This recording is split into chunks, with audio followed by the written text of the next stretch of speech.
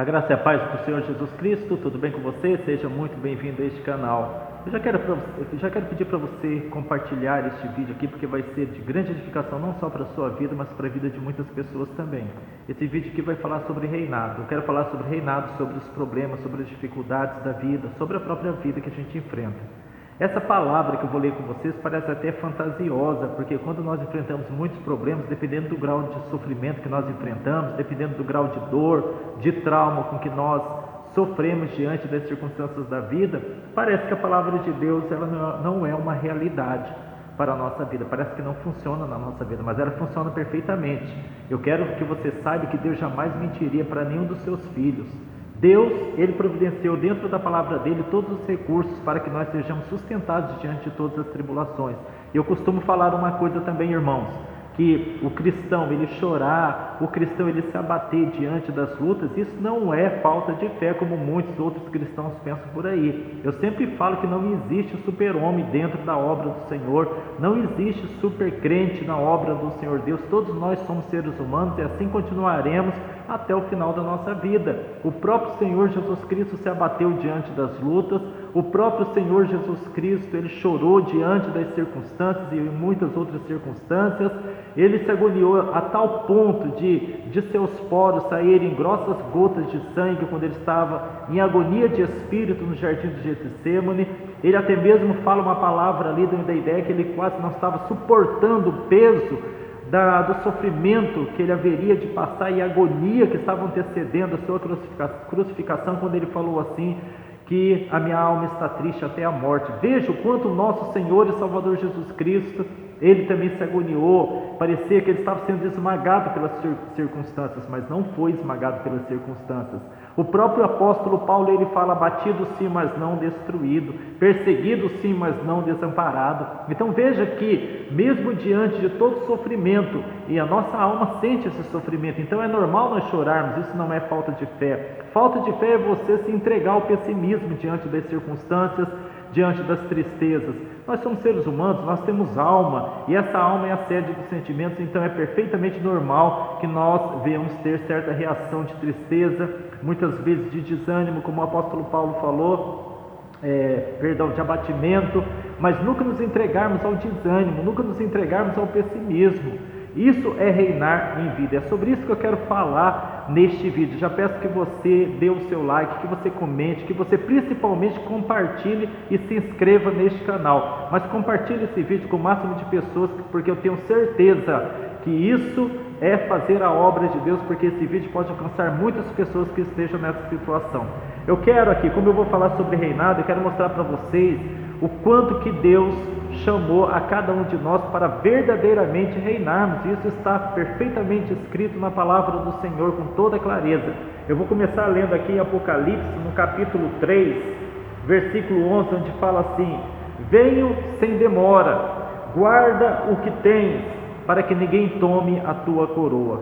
Olha só, para que a gente possa compreender esse versículo que fala sobre reinado, aqui especificamente na palavra coroa, vamos entender um pouquinho a respeito desse objeto chamado coroa. Essa coroa é o que? Coroa é aquele instrumento, aquele objeto, aquele aparato que vai na cabeça dos reis e que testifica ali que aquele é que reina sobre toda a nação. Então quem usa coroa é aquele que é rei, Então, se Jesus está se referindo a nós para nós guardarmos a nossa coroa, o primeiro ponto que nós temos que compreender aqui é que se Ele nos deu uma coroa, é sinal que nós reinamos, nós fomos chamados para reinar. Quer ver um outro versículo onde prova que eu e você nós somos chamados para reinar? Se encontra aqui em Apocalipse no capítulo 5, versículo 10, onde no versículo anterior, o versículo 9, quando ele fala que ele comprou povos de todas as nações, todas as tribos, todas as línguas, ele fala o objetivo, porque ele fez isso. Qual o objetivo? Está escrito no versículo 10 de Apocalipse, do capítulo 5, versículo 10. Para o nosso Deus, ele nos comprou para o nosso Deus e nos fizeste reis e sacerdotes. Olha só, eu vou repetir. Jesus Cristo nos comprou para o nosso Deus e nos fez reis e sacerdotes. Em outras traduções está como reino. Os fizeste reino e sacerdotes, e eles reinarão sobre a terra. Eles quem? Nós, eu, você e todos os filhos de Deus. Nós reinaremos. É tão verdadeiro isso que a palavra de Deus também testifica. Aqui eu estou apenas citando alguns versículos para você, para que você tenha ideia do quanto a palavra de Deus nos chama para reinar sobre as situações, e eu vou estar detalhando um pouquinho mais sobre isso. Mas agora eu quero mostrar a verdade da palavra de Deus, que mostra que você não foi feito para ser reinado, para ser governado. Você foi feito para reinar sobre as circunstâncias, sobre as dificuldades da vida. Você foi feito para reinar. Principalmente eu vou estar mostrando aqui a área específica que Deus quer que você reine. Olha só, mas antes, a palavra de Deus em Gênesis, lá no princípio da criação, quando Ele criou o homem, onde Ele falou assim em Gênesis capítulo 1, versículo 26 a 28, eu não vou ler todo o versículo, você pode ler em casa. Logo que Deus estabeleceu a criação do homem, Ele falou: façamos o homem, ou seja, venhamos criar o homem, a nossa imagem e semelhança. Você conhece esse versículo. Logo depois que Ele fala essa palavra, a nossa imagem, conforme a nossa semelhança, olha o que Ele fala aqui, ó: domine ele quem? O homem, domine ele sobre todos os peixes do mar, numa linguagem figurativa, sobre todas as aves dos céus, sobre os animais da terra e sobre todos os répteis que rastejam sobre a terra. E lá no versículo 28 ele volta a usar esse mesmo verbo: dominai sobre os peixes do mar, sobre todas as aves dos céus e sobre todos os répteis que rastejam sobre a terra. Veja, isso lá no princípio da criação. Logo que Deus te criou, logo que Deus me criou, a ordem dele é: dominai, e nós viemos dominar. Agora vamos compreender aqui. Você já deixei bem claro aqui que nós nascemos para dominar, nós fomos chamados para dominar. Agora vamos compreender: dominar em que área, que território nós devemos dominar? O território do nosso coração. Nós podemos ter certo domínio sobre certas circunstâncias, mas não em todas. Então não deve ser esse verbo dominar especificamente sobre circunstâncias. Podemos até ter algum domínio sobre alguma circunstância, mas na maioria das vezes nós não temos domínio, não temos controle sobre aquilo que nos acontece.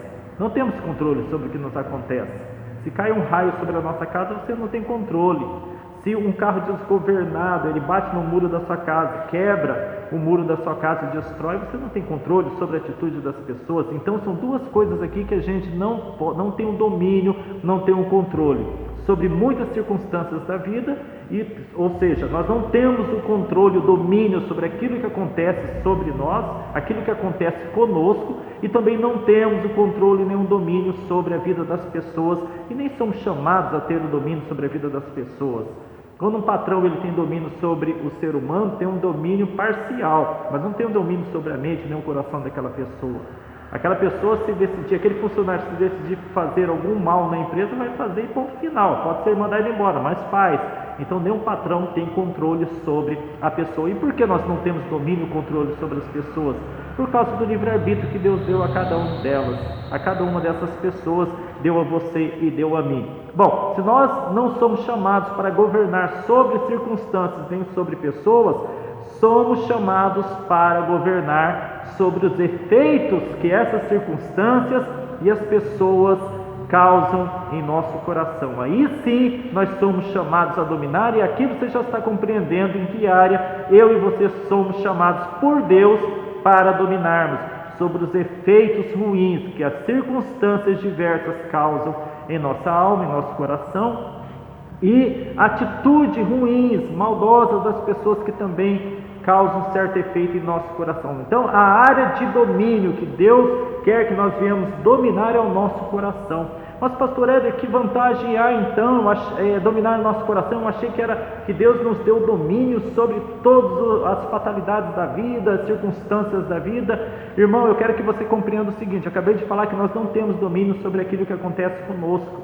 Não podemos nem prever aquilo que acontece conosco e não temos domínio sobre o que as pessoas fazem conosco. Mas eu quero que você compreenda, meu irmão e minha irmã, que se você tiver o domínio sobre o teu coração, significará que você estará tendo domínio sobre as tuas emoções. Você não será dominado pelas emoções causadas tanto pelas circunstâncias quanto pelas pessoas. O que vai acontecer? Você vai ter o controle da situação. E o que acontece quando nós temos o controle, o equilíbrio da situação, e é isso que Deus quer que nós tenhamos?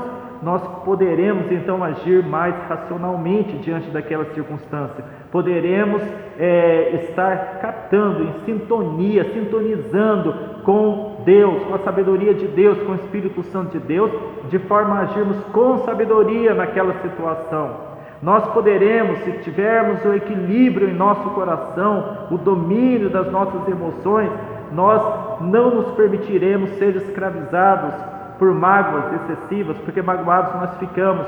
Não nos permitiremos ser dominados pelo ódio a ponto de desejarmos a vingança sobre alguém. Esse ódio estará em rédeas curtas em nossas mãos, porque nós teremos o domínio. É sobre esta área emotiva que nós devemos dominar, que Deus Ele nos chama. Quer uma prova disso? Eu vou ler o último versículo aqui para vocês que eu marquei, que é muitíssimo importante, que se encontra em Lamentações, no capítulo 5, Lamentações de Jeremias, capítulo 5, versículo 15 ao 17. Eu vou estar lendo para você, presta bastante atenção. Olha o que fala aqui: cessou, ou seja, acabou a alegria de nosso coração, converteu-se em lamentação a nossa dança. Então esse versículo começa afirmando algo ruim que aconteceu, e os versículos seguintes vão explicar o porquê que a alegria do coração cessou, foi cessada, parou e se converteu as nossas danças de alegria em lamentações. Aí, presta atenção no versículo seguinte, o 16 e o 17. Caiu a coroa da nossa cabeça. Lembra da palavra coroa? Quem usa coroa? Rei, aquele que domina. Você nasceu para dominar. Agora olha só, por que cessou a alegria do nosso coração e converteu-se em lamentação a nossa dança? Porque a coroa da nossa cabeça caiu, como está escrito na palavra de Deus, caiu a coroa da nossa cabeça. Ai de nós, pois pecamos. Por isso desmaiou o nosso coração, por isso se escureceram os nossos olhos. O que esse versículo está querendo dizer? A coroa, só usa coroa aquele que domina, ou seja, um rei. Mas a palavra de Deus fala que nós nascemos para dominar. Por isso que Jesus ele usa a linguagem figurativa de uma coroa, para expressar o domínio que nós temos. Nós fomos chamados para dominar. E a coroa vai onde? Na cabeça do rei? Vai na cabeça, logicamente. Mas em nós, vai aonde? Também na cabeça. Nós usamos uma coroa. E essa coroa é o quê? É a fé na palavra de Deus. É isso que eu quero que você compreenda. Quando você crê na palavra de Deus, a palavra está prevalecendo no seu entendimento, na forma como você enxerga a vida. Ou seja, quando a palavra de Deus prevalece na sua mente, no seu coração, você enxerga a vida com os olhos de Deus. Você pensa com a mente de Cristo, não numa mente carnal, desesperada. Com isso seu coração passa a ter controle das emoções. Mas quando a coroa cai da nossa cabeça, significando que nós deixamos de acreditar na palavra de Deus, porque nós só podemos reinar mediante a palavra de Deus, então o que acontece? O nosso coração desmaia, ou seja, se enfraquece, se desespera, se entrega a todo sentimento perturbador, qual uma tempestade de um mar bravio. E que mais? Os nossos olhos se escurecem, como diz o livro de Lamentações aqui, nossos olhos ficam escuros, ou seja, perdemos o discernimento da situação, passamos a agir de uma forma tola, de uma forma precipitada, e acabamos com isso comprometendo mais ainda a nossa situação. Então, é isso que eu quero que você compreenda. Você é chamado para reinar, você foi chamado por Deus para reinar. Então, a única forma de você e eu reinarmos é se nós mantermos a coroa sobre a nossa cabeça. Ou seja, a palavra de Deus, a fé na palavra de Deus, na nossa mente, no nosso coração, é o único modo de nós termos condições de reinarmos com sabedoria, com equilíbrio emocional e firmeza espiritual. Amém? Então eu espero que você tenha compreendido essa palavra. Você foi chamado para reinar e não para ser reinado, porque na vida é o seguinte: ou você governa as emoções perturbadoras, os demônios, as sugestões malignas na boca das pessoas, ou você será governado. Ou você governa, ou você será governado. Ou você governa seu coração, você será governado por emoções perturbadoras que vão causar a tua infelicidade e talvez até a tua destruição.